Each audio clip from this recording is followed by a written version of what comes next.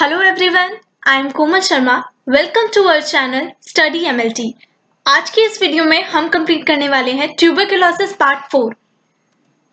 तो आज जो हम टॉपिक्स पढ़ेंगे, lab diagnosis, specimen collection, concentration of specimen, diagnostic method, direct microscopy and some exam point of view से इंपॉर्टेंट क्वेश्चंस। तो चलिए शुरू करते हैं। अगर इससे पहले वाला पार्ट आपने नहीं देखा है जिसमें हमने टीबी का पूरा ब्रीफ डिस्क्रिप्शन दिया हुआ है, तो आप लिंक बॉक्स में जाके चेक कर सकते हैं। शुरू करते हैं लेबोरेटरी डायग्नोसिस। टीबी किसी को हो जाता है इन्फेक्शन, तो उसका डायग्नोस कैसे किया जाता है। Lab diagnosis involves test which confirm whether the patient is positive और नेगेटिव। लैब डायग्नोसिस से ही पता चलता है कि पेशेंट पॉजिटिव है यानी उसको टीबी है या नहीं है। Bacteriological diagnosis can be established by microscopy, culture examination or by animal inoculation test. Bacteriological diagnosis में माइक्रोस्कोपी होती है, कल्चर एग्जामिनेशन या फिर एनिमल इनोक्यूलेशन टेस्ट किया जाता है।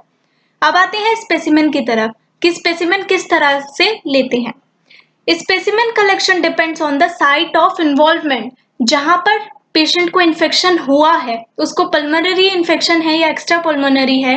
पल्मोनरी मीन्स लंग्स, यानी कि लंग्स में इन्फेक्शन है, या फिर साइट्स अदर देन लंग्स, या फिर लंग्स के अलावा कहीं और साइट पे इन्फेक्शन है, वहां से हम लोग सैंपल यानी कि स्पेसिमेन कलेक्ट करते हैं। अब आते हैं स्पेसिमेन कलेक्शन की तरफ, यानी कि कहां पर उसको इन्फेक्टेड है और किस तरह का सैंपल लिया जाए। सबसे पहले प्राइमरी ट्यूबरकुलोसिस, इसमें हम स्पूटम, लैरिंजियल स्वैब और ब्रोंकियल वॉशिंग सैंपल में लेते हैं।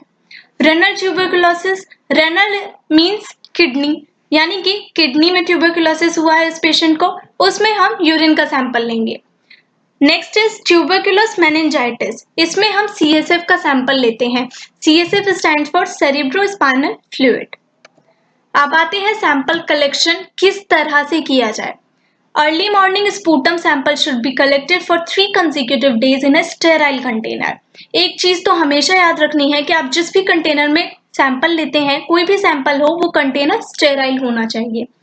स्पूटम का सैंपल हम 3 consecutive days का लेते हैं, 3 लगातार दिनों का अर्ली मॉर्निंग का स्पूटम का सैंपल लेते हैं।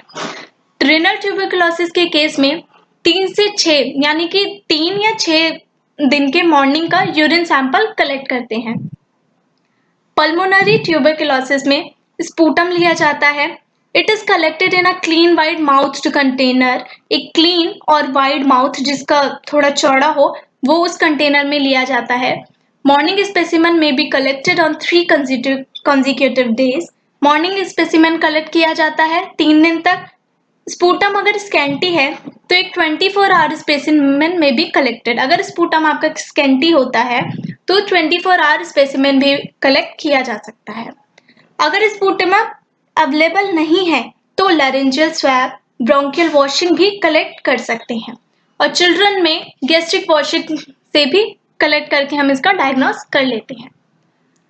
अब आते हैं मेनिंजाइटिस की तरफ। मेनिंजाइटिस में हम CSF यानी कि सेरिब्रोस्पाइनल फ्लूइड का सैंपल लेते हैं। ये forms a spider web clotting on standing. इसको अगर आप रख दोगे सैंपल को, स्पेसिमेन को, तो वो एक स्पाइडर वेब टाइप बना लेता है। वेब मीन्स जाला टाइप बना लेता है, क्लॉट, जो कि हमारे लिए एग्जामिनेशन के लिए बहुत ही ज्यादा यूजफुल होता है। रेनल ट्यूबरकुलोसिस में 3 consecutive days में मॉर्निंग सैंपल यूरिन का लेते हैं। बोन एंड जॉइंट्स ट्यूबरकुलोसिस में एस्पायरेटेड फ्लूइड लेते हैं। जहाँ पे, जिस बोन में या जहाँ पे जॉइंट्स में आपका ट्यूबरकुलोसिस हुआ होता है, वहां से हम फ्लूइड एस्पायरेट करके सैंपल लेंगे। टिश्यू में बायोप्सी ऑफ टिश्यू, एक छोटा सा टुकड़ा या पीस ले लेते हैं टिश्यू का बायोप्सी के द्वारा। अब आते हैं कंसंट्रेशन ऑफ स्पेसिमेन। इसमें पहला है होमोजेनाइजेशन ऑफ स्पेसिमेन। होमोजेनाइजेशन का मतलब होता है एक ऐसा प्रोसेस जिसमें आप ब्रोक डाउन कर दें सैंपल को एक ऐसे आइडेंटिकल पार्ट में, सो दैट कि अगर आप कोई एक पार्ट इसका रिमूव करें तो उस पूरे सैंपल पे कोई इफेक्ट ना हो। दूसरा होता है डिकंटामिनेशन टू किल कमेंसल बैक्टीरिया। कुछ कमेंसल बैक्टीरिया वो होते हैं जो हमारी बॉडी में प्रेजेंट होते हैं, मगर वो हमें नुकसान नहीं पहुंचाते। हमसे न्यूट्रिशन लेते हैं, हमारे अंदर रहते हैं, लेकिन हमें नुकसान नहीं पहुंचाते। Concentrate the bacilli in specimen without inactivation.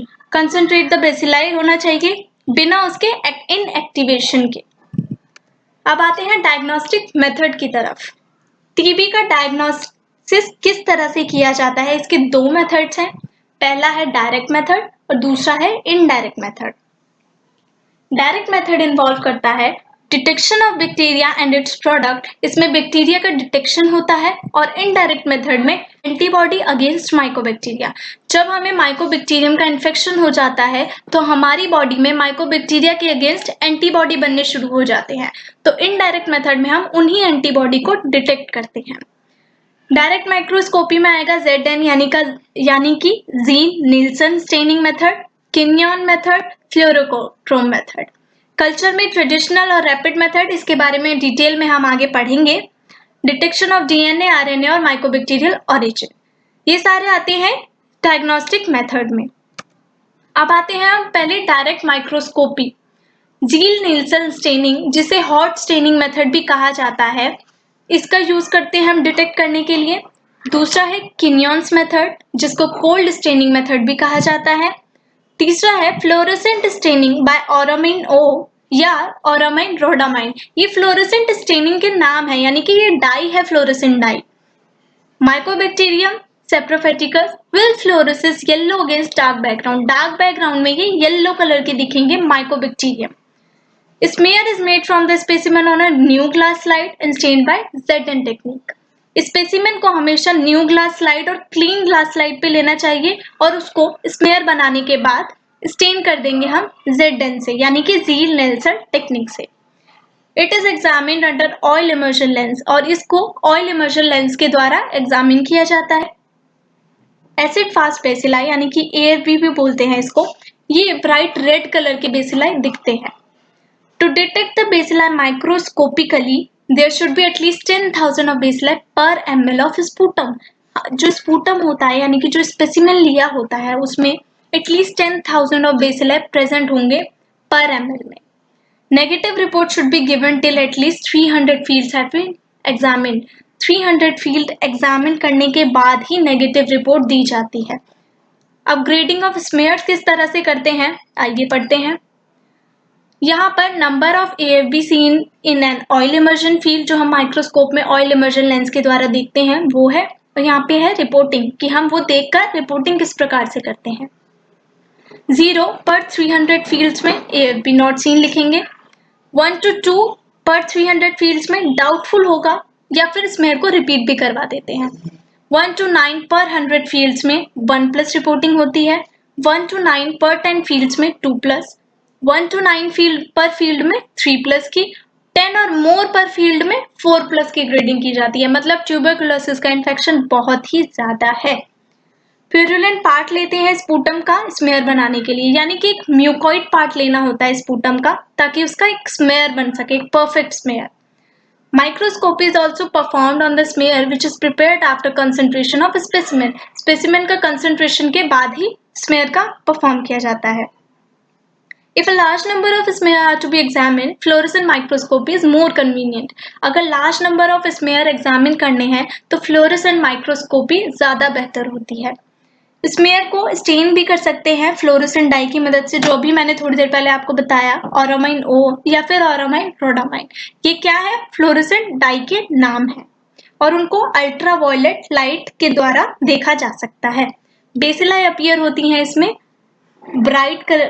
बहुत ही ब्राइट कलर देती हैं अगेंस्ट डार्क बैकग्राउंड। अब आ जाते हैं क्वेश्चंस की तरफ जो कि ट्यूबरकुलोसिस पार्ट 2 में मैंने आपसे पूछे थे। उसमें से पहला क्वेश्चन है, which medium is most commonly use to grow M tuberculosis.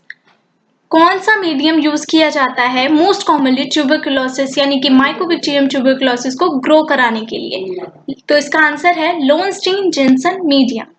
Next question is, which substance present in Lowenstein-Jensen medium that inhibits the growth of microorganisms other than mycobacteria? ऐसा कौन सा सब्सटेंस होता है जो प्रेजेंट होता है LG medium, लोनस्टीन-जेनसन medium को LG medium भी बोलते हैं, जो कि इनहिबिट कर देता है बाकी माइक्रो ऑर्गेनिज्म की ग्रोथ को और माइकोबैक्टीरिया की ग्रोथ को बढ़ाता है। यानी कि मेलाकाइट ग्रीन, ये है वो सब्सटेंस जो कि एलजे मीडियम में प्रेजेंट होगा। अब आ जाते हैं आज की वीडियो से रिलेटेड कुछ क्वेश्चंस पे। ये क्वेश्चंस है first, which staining method is also known as cold staining method? किस स्टेनिंग मेथड को हम कोल्ड स्टेनिंग मेथड भी कहते हैं? Next is which specimen is used for the diagnosis of tuberculous meningitis? कौन सा स्पेसिमेन है जिसका यूज किया जाता है ट्यूबरकुलस मेनिंजाइटिस के डायग्नोसिस में? Name any two fluorescent dye, किन्हीं दो फ्लोरोसेंट डाई के नाम बताइए। इन क्वेश्चंस के आंसर आप मुझे कमेंट करके कमेंट बॉक्स में भी बता सकते हैं। अगर आपको ये वीडियो अच्छी लगी हो तो please like, share and subscribe कीजिए। Thank you.